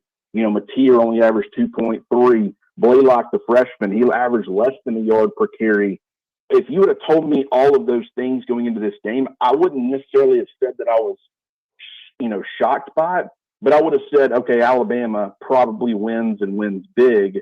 If you had also told me that they were going to be putting up 400 yards of offense and, out rushing Oklahoma and, a lot of those things as far as, time of possession and things like that. But it's just, it all came down to special teams and turnovers. And if they play 10 times, I kind of hate when people use this, but how often are they going to be losing the turnover battle 3-0? Not saying they wouldn't lose it if they played, 9 more times, but I don't think they would lose it that lopsided. And so I think ultimately Alabama's still the better football team, but at the end of the day, the scoreboard didn't reflect it. So, hats off to Oklahoma, because while I do say all of that, they came out playing like a team that had their backs against the wall. And Alabama really didn't, and they found themselves down in a pretty deep hole early. Now Alabama's the ones with their backs against the wall. We'll see how they respond moving forward. Yeah, no, I agree 100% with you, man. And it's going to be interesting to see where things end up with them, man, because they're now a top 10 team. And I got to see what else they have left, but very well could find themselves in the playoff picture. And who knows, man, maybe we will get a chance to get some get back on those guys. Clint, we got a few questions from some of our folks in the chat. I'm going to put two of these together. One of them was about Danny Lewis. Have you heard anything regarding Danny Lewis or his update? We've hardly really seen him this year. And at least personally, I think, he could play a role in helping out, at least, just having him block in that C area. He's a physical guy. I think that he could, probably benefit, attribute there. But in other guys, everybody right now, man, with the lack of running game, it's just the backup quarterback's the best guy on the team. That's a phrase we like to say. AK Deer is probably the best guy on the team right now. Everybody wants to see him. Do you think we see more of him? Personally, I'm going to be honest. Everything that I know, and if you just read between the lines of what the coaches say, it just sounds like he's not necessarily where they would need him to be to feel comfortable enough to put him over the likes of Daniel Hill or even Jam Miller. That's just kind of how I'm reading that situation. But I'm just curious your thoughts, because everybody every day is asking me, where's AKD or when are we going to see him? So I'm curious what your thoughts are, Clint. Yeah, that's just how people are. Obviously, the product isn't what they want it to be as far as the run game. Everybody knows how important getting the run game going, is moving forward. And so based off of what they've seen, they haven't seen a solution yet. So it's like, hey, this kid was really talented, the number 2 running back in that recruiting cycle, and has a lot of ability, but we also got to remember he's a true freshman. And right. I will say, based off of what I saw back in the spring, it seemed like he was a pretty good ways away. And granted, that was limited, but you saw the flashes. Even in that open practice, I thought he did some things, and you're like, yeah, this kid's definitely got that it factor. But I think from a consistency standpoint, he still had a ways to go. Now, granted, based off of what we heard about him, I do think he made tremendous strides over the summer and into fall camp. But it's just they've got to be able to trust you to go out there and do your job. And everybody's going to point and say, well, you're questioning pass protection with AK Deer, but yet both Daniel Hill and Jam Miller, they both each give up a sack. What's really the difference? It's consistency. I think they know that Jam Miller, yes, he gave up a sack, but he's pretty consistent and reliable when it comes to pass protection. Daniel Hill, he's gotten beat a couple of times this year, but overall he's pretty consistent. And so, I think Daniel Hill right now, I like Jam Miller. I've defended him a lot based off of play and what they're giving him right now. I do think Daniel Hill getting him volume is probably your best bet. But I do still think that Jam Miller is going to be involved. And while I still think A.K. Deer has a tremendous future and he might get some opportunities, they might throw him out there this weekend against Eastern Illinois and say, okay, let's see what you do with it. Maybe that could end up being something that we see. But right now, I'm not foreseeing that. I think it's going to be more of what you've seen up to this point because, and everybody's got to understand, they are seeing everything. They have the complete package as far as the information. We're all dealing with pieces. And so if their call is to keep it with Jam and Daniel, I'm not saying necessarily that I agree with it, but it makes sense to me. And I think that's something that probably Nick Saban or anybody else would do as well. Yeah, no, I agree 100%.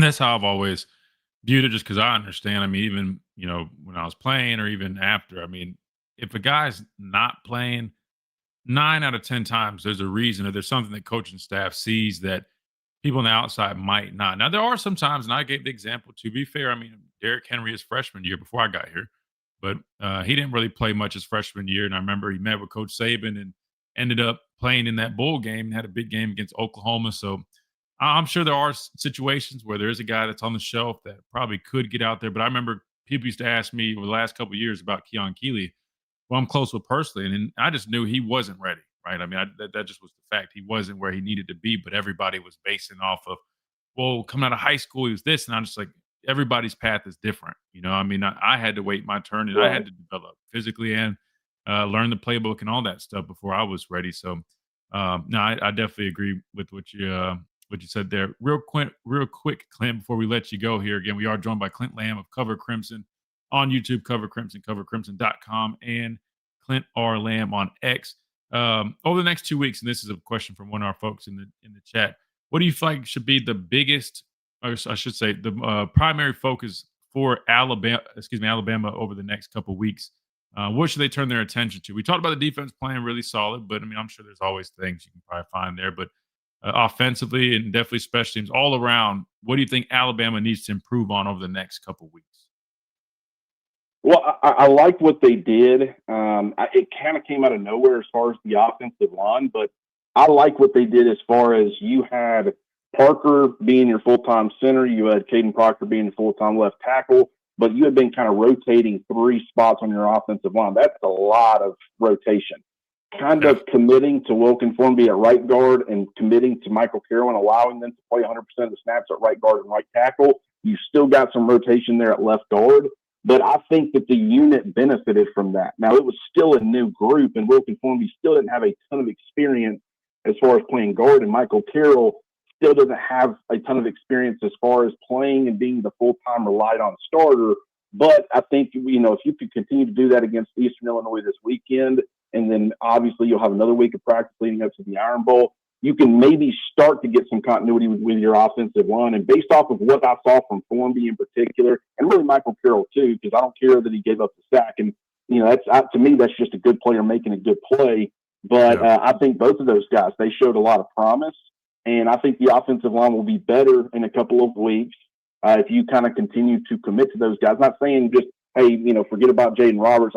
Commit to somebody, I guess is my point. And I think Wilkin, based off of how he performed, wouldn't be surprised at all if they ended up continuing to go in that direction. I would say getting the offensive line more solidified, some more continuity there, and then obviously just get right. Go play football. This was a long streak. It was impressive, but every time you stacked a win on this streak, it just became that much more difficult to keep it going. Now you've suffered the loss. You got out of that way. It wasn't anything with an effort problem or you're talking about the want to of some of these guys. Like, this was just everybody played hard, including Michael Carroll, hauling his tail downfield and trying to make a tackle off the pick six.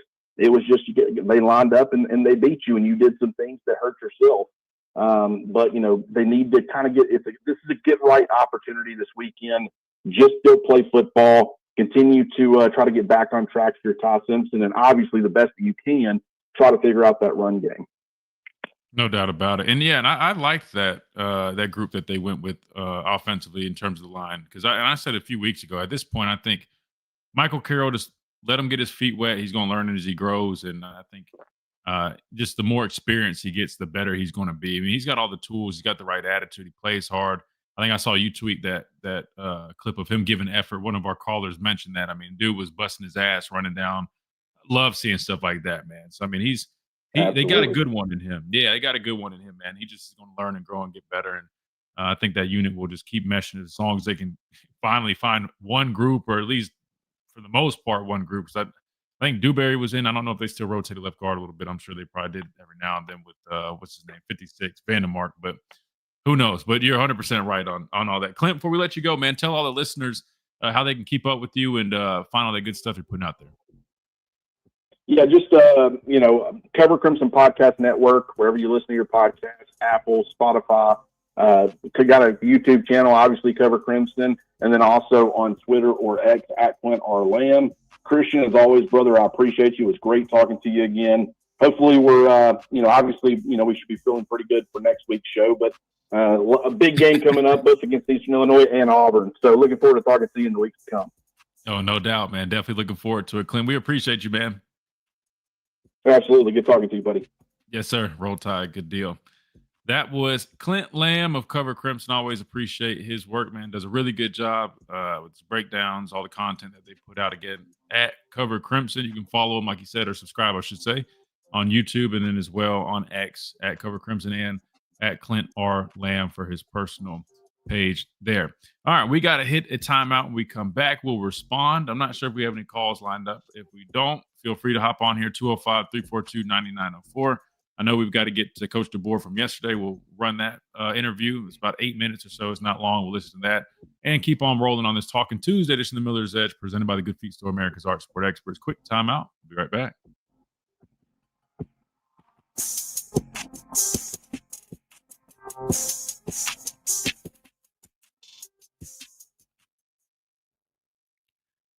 Good deal. Good deal. Do we know if Jaden Roberts is injured? I'm not too sure. He's been a little inconsistent, man. I know he's been banged up, and that could play a role. But like, he came back. I think South Carolina, he looked pretty good. Then I think, what was it? Who we played after that? Was it LSU after that game? I'm drawing a blank. Yeah, LSU. I feel like he was a little bit, or whatever game it was. I remember. I might be mixing something up. I just remember if he looked good one game, I feel like the next he struggled. Yeah, LSU. I'm pretty sure it was LSU that I'm thinking of, but I don't want to mess it up because I don't want people coming out like, "Oh, he played good that game." I just remember there's one game I thought he played good. The next one, it was like there's some stuff there.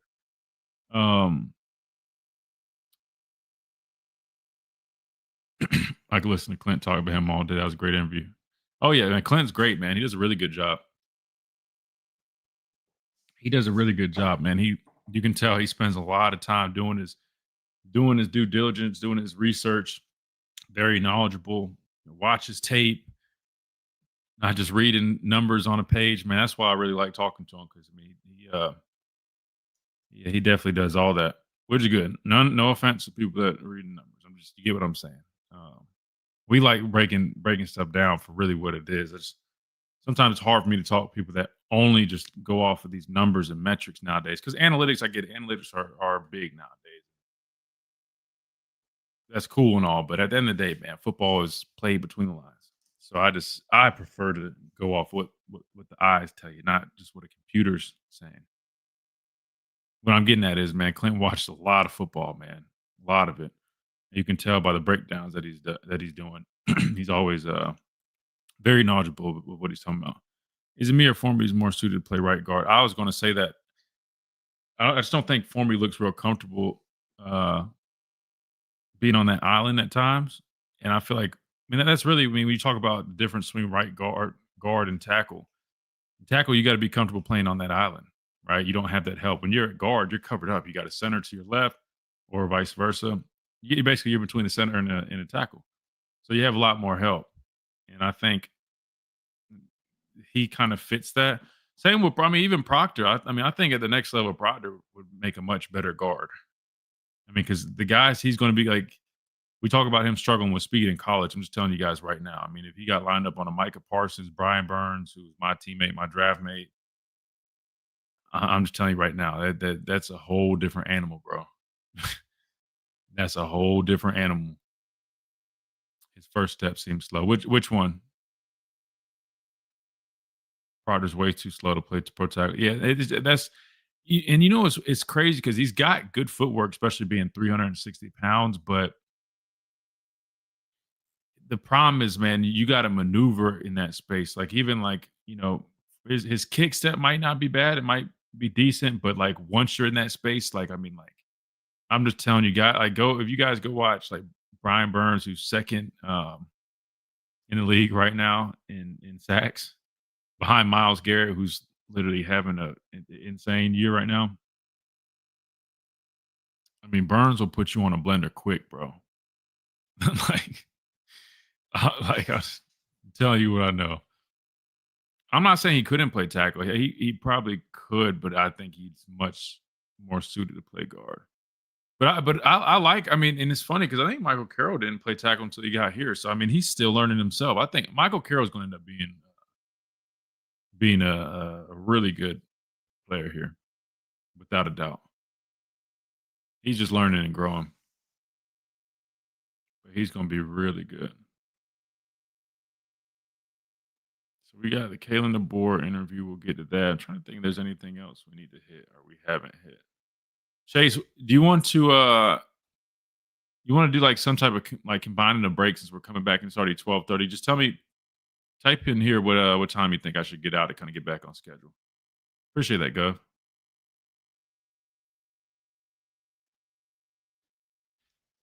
All right, bet.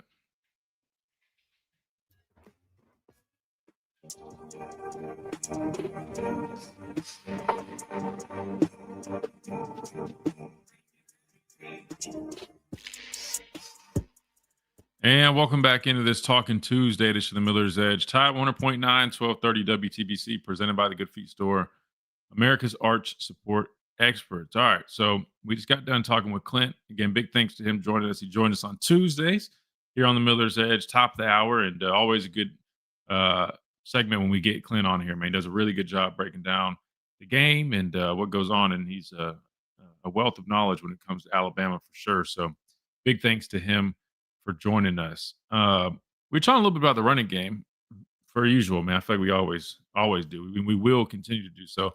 I saw our friends over at Sidelines. They posted this, and it just popped up. This is Alabama's rushing leaders through week 12, right? And I had to make sure because I mean, like this is kind of man. Jam is our leading rusher with 348 yards and 2 touchdowns. Behind him would be Kevin Riley with 186 yards, and then Daniel Hill with 164 yards on 4 touchdowns. And then you've got Jeremy Bernard at 97 yards. What I'm noticing is how many total yards does Ty have on the ground? That to me, I mean, we talk about Ty needed to take some opportunities to scramble when things aren't there and just taking off and getting what he can get. I'm wondering if maybe that didn't include Ty, or just maybe Ty just done it. I would be shocked, Chase, if Ty doesn't have more than, because number 6 on here is Richard Young with 48 yards. I'm confused with that. Ty's got to have more rushing yards than that, but maybe not, man. Maybe when you take into consideration the sacks and stuff, he doesn't.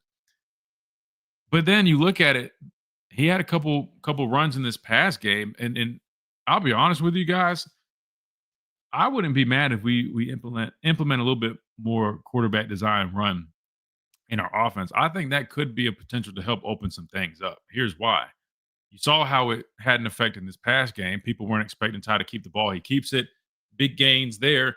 But then also once people start having to respect that, I think if you do implement some more zone read / RPO type game, it could open some stuff up because people might be now turning their attention to him. I don't know. At this point, I'm willing to try different things, man. Going back and watching, I mean, the line is doing pretty good in terms of run blocking, but there's still one guy not doing one thing perfect and is giving up something. But I'll be honest, this past game, I hate to say it, but I do agree with Grubb. I mean, our backs just have to be a little bit better. But I don't know. We just got to figure out something. Hey, Chase, let's do this because I know I want to hit this I want to hit this interview, and it's about 8 minutes. And to get back on 45, we can wait. We'll wait another minute or two. I'll stay on your schedule. I was trying to make sure I timed it right. Let's see if we got any comments we could hit. We'll just kill a minute or two. Derek admitted he didn't know how to pass block, but they put him in the game to run against OU. Oh, you're talking about what we were talking about earlier. Yeah, and that was one big thing back then. Coach Burns, he wasn't going to play a running back if you didn't pass block. So I'm sure that's still a rule. I think most running back coaches believe in that, but kind of like Clint was saying, I mean, you had Daniel give up a sack in pass pro, Jam give up one. I mean, those guys are definitely still the most consistent guys there, but when you start seeing that, it's almost like, well, I mean, how serious is the criteria at this point in terms of their ability to pass pro? Sam says, what do you think about Auburn sitting their quarterback for this game to preserve his red shirt? I mean, they're definitely thinking long term. I mean, clearly with that decision, that's really about the only thing I can come up with. I mean, what's their record right now? I mean, are they even still in contention for a bowl game? I don't think they're in contention for a bowl game. Maybe if they won, I mean, they're 14th in the SEC right now. I think maybe if they won out, which I don't think they're going to beat Alabama, but I still don't think they would be. I think at this point they'd rather just have him for the future. But in this day and age, you don't even know if that would even still be the case with the transfer portal. But my thought is just, I mean, they obviously like him enough to maybe preserve him and hope. Yeah, they're 4-5. Yeah, I mean, what is it? You have to be what? You have to win 6 games or something to get a bowl game, something like that. I don't know. All I know is they're obviously planning on the future for that. But to me, I mean, I hate to say like this, you don't even know about guys and where they're going to be at it, down the road anyways. I mean, if I thought he gave me a better chance to beat our in-state rival, I mean, to hell with the red shirt. I know that's selfish on our part or on the coach's part, but I don't know. I'm trying to win football games, and there's not even a guarantee that he's still going to be on your roster at that point. So that's just my perspective. But I don't know. We'll see, though. We'll have to see.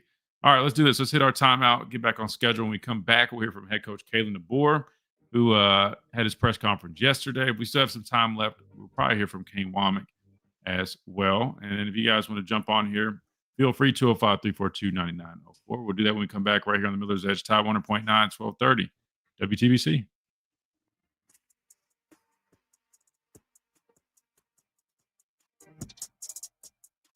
The Tide Tailgate Show is presented by Pearl River Resort in Choctaw, Mississippi. Yeah, what is it? You have to 6 games to be bowl eligible? 4 and 6. Yeah, I think it's 6 games to be bowl eligible. And who do they play next? The thing I saw, was it Mercer?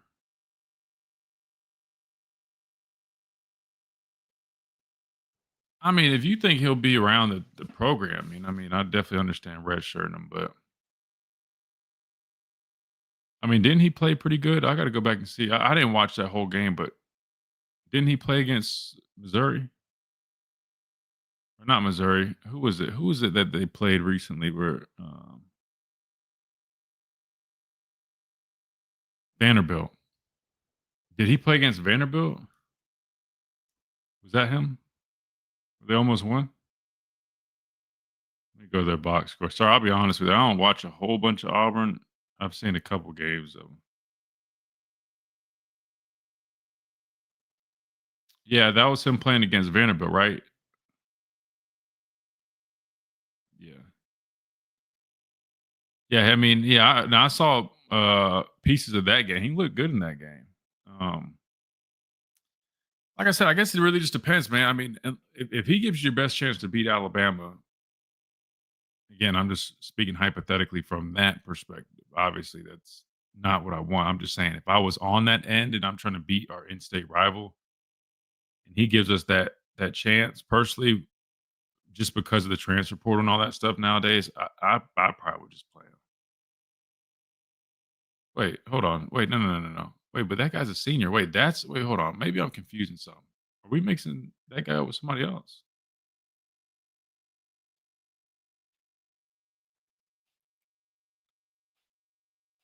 Wait. They're talking about, wait, you can, hold on. Okay, maybe I had the situation wrong. So wait, he's a senior right now, and they're trying to redshirt him for next year. Is that what I'm understanding now? Sorry, I didn't have the whole. I was thinking the dude was younger. I didn't realize.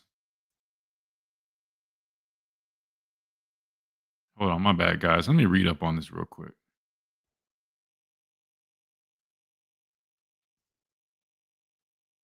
And can he still play against us if he sits out this game? I gotta have my bad. I didn't have all the details. He hadn't played in 4 games yet, but they're talking about they're sitting him against Mercer. But how many games has he played in total? Because it sounds like they might sit him this game, but then have him ready to play against us. Because they're saying like, oh, they're sitting him versus Mercer. They didn't mention like the rest of the regular season. Let me read this article. My bad, guys. I didn't have all the info on that. Oh, that's the case. I mean, shoot. I mean, while you wish you'd had that experience leading into the game if he does end up playing against us, but I understand it. Redshirt situation for Auburn's now starting quarterback's been under the microscope entering the final 2 games. Hold on, guys. Let me read this. Ashton Daniels has appeared in 3 games this year, and in order to preserve it, he'd have to sit out in one of the last 2. Oh, I got it. All right, my bad. Oh yeah, well shoot. I mean, if they feel good about him for next year, then hell yeah, I agree. I got it. So that way he can play against us with still redshirt. Yeah, I'm understanding. My bad, guys. Shoot, I will probably do that. I mean, because they're playing Mercer. You know what I mean? Like, yeah, it'd be good to get him some more reps, but bro, the quality reps he's going to get in practice against their defense is probably more valuable than what he would probably see against Mercer anyway.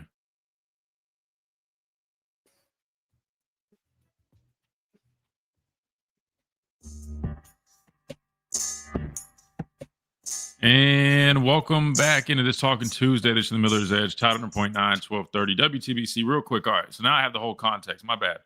We got that question from Sam, and I didn't have the whole, I guess, all the information. So they're sitting him this week. That way he can play against us and still redshirt. And he's a senior. I was thinking this was a younger guy. I didn't realize he was a senior. And okay. So now I have all the information. I would definitely do that. I mean, because he's going to preserve his red shirt, but then still be able to play against us, and you still get a chance to have him come back for next season. Totally think that's smart. Really, because yes, I'm sure they would like for him to get reps this week, right? Because he just took over the starting job. However, they're playing Mercer, and I would argue that he could get quality reps in practice against the first team defense that are probably a little bit more valuable. Just aren't in like a true game setting, but if you had to weigh your options, I definitely would do that if I was them. Now, obviously, I don't. I want us to have every advantage possible, but I'm just saying, if I was in that situation, that would probably be what I would do as well. Sorry, I was getting to that point, man. I'm all over the place with my words. Here we go. We got to hear from head coach Kalen DeBoer. He spoke to the media yesterday. This was his press conference and previewing Eastern Illinois, but also talking a little bit about the Oklahoma game. Obviously, just like I said the other night, disappointed in the outcome just from the game. And, I guess the approach I can already see is dialed in. Like I told you, I know the character of this football team. And, this is not a time to sit still. This is a time to keep moving forward. And we see areas that we can continue to improve on, but that's what we have done all season long. We continue to push, continue to go back to work. And these guys, again, they've shown how resilient they are. And you can see the want to in the fight, getting down early in the game the other night, I think, and how we continue to compete is exactly what you see in the big picture of this season and what these guys are all made up of. Start with Katie on the back left.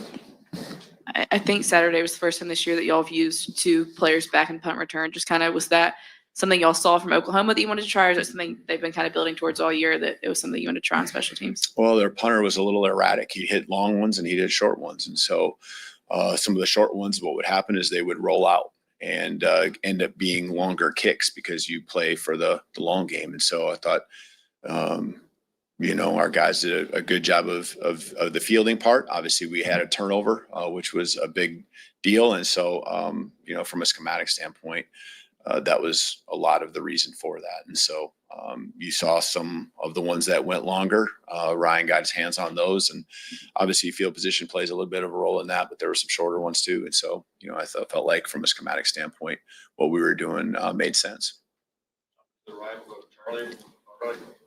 With Saturday being senior day, do you have any kind of update on Jamarian Latham and maybe where he stands on looking to come back for his 7th year?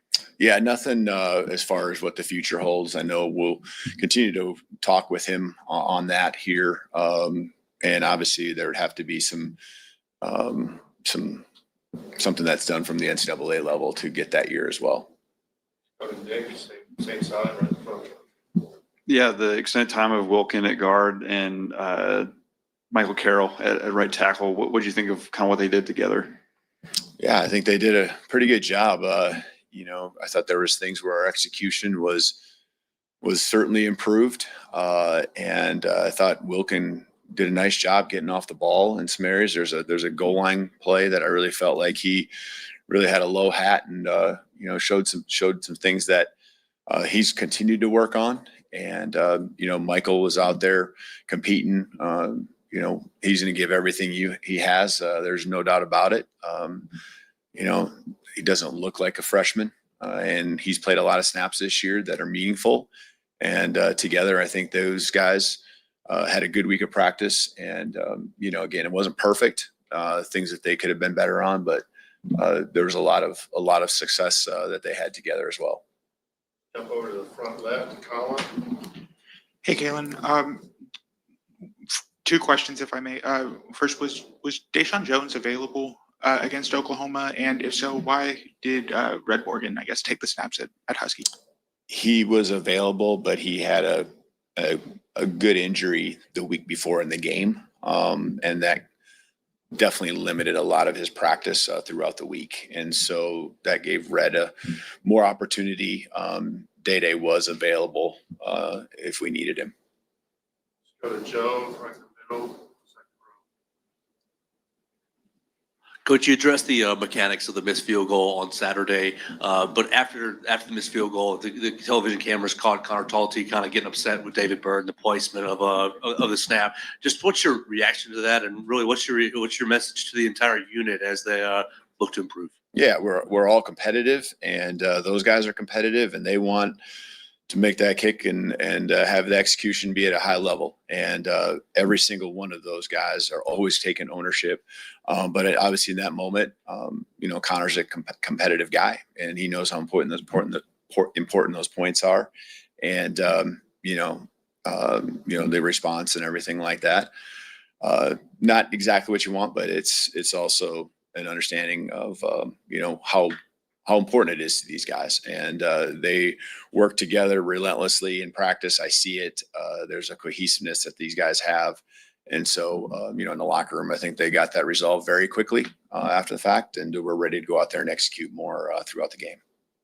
Far back left, we'll go to Matthew. Hey, Coach, early in that game, there was a big punt return from Oklahoma. Just what did you see from your special teams on that play? I saw Latsier Brooks give unbelievable effort.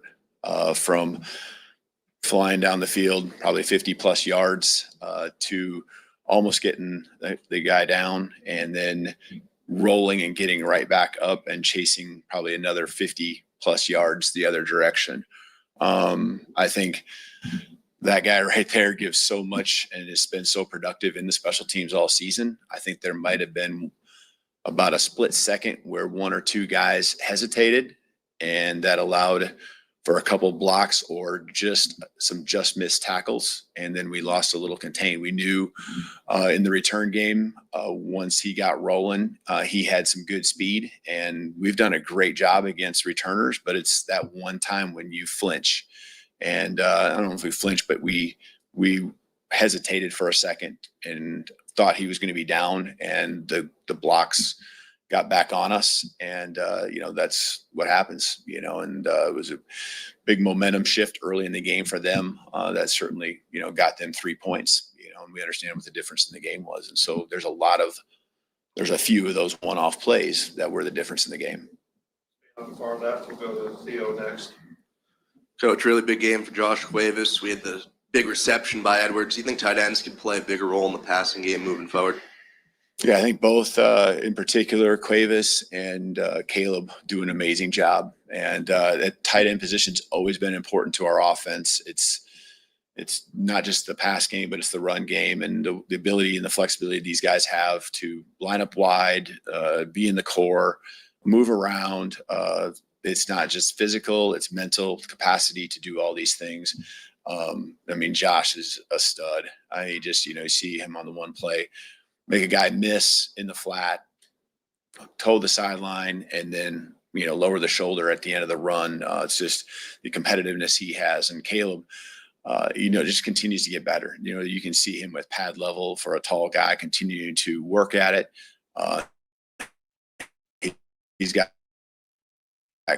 great hands.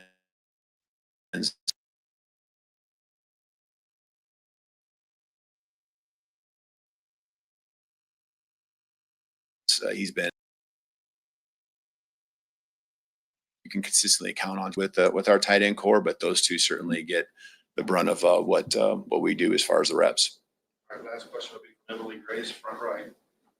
Coach, you mentioned that dialed-in approach that you're seeing. How thin is the margin of teams that use a loss like this to dig in and get better, like we've already seen your team do, and those that let it define them? And why has this team been able to show that they've been on the right side of that? Yeah, these guys, and again, I got in the locker room, and it didn't surprise me, and I shared that with you, or you could feel what the hurt was, but also what the response would be. And the week of practice last week was phenomenal. And we can, again, I've shared with you guys many times how we can track that, how we can see it, how we can feel it, how we can, understand what that looks like. And again, the competitiveness, the fight that those guys had, it wouldn't have been there at that level if it wouldn't have been invested in the early part of the week and the process that these guys go through. And that will continue to be the case. We have to use this week to continue to get better. And that is the priority. That's where our head needs to be. And in order for us to continue to have the outcomes we want, we got to make it as simple as possible and focus on what we can control. And that's our mindset, our attitude, and then that leading to the effort and, continually each and every day get better. Thank you, Coach. So there you have it. That was head coach Kalen DeBoer speaking to the media yesterday.